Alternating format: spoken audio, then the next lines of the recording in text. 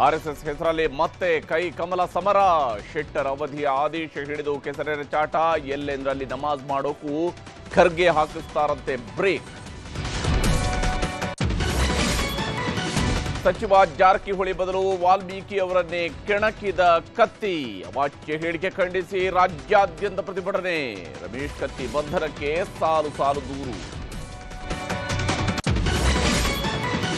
ಬಿಹಾರದ ಕಾಂಗ್ರೆಸ್ ನಾಯಕರು ticket ಸೇಲಿಗಿಟ್ಟಿದ್ದಾರೆ. Deal audio ಹರಿಬಿಟ್ಟ ಕಾಂಗ್ರೆಸ್ನ ಹಾಲಿ ಶಾಸಕ.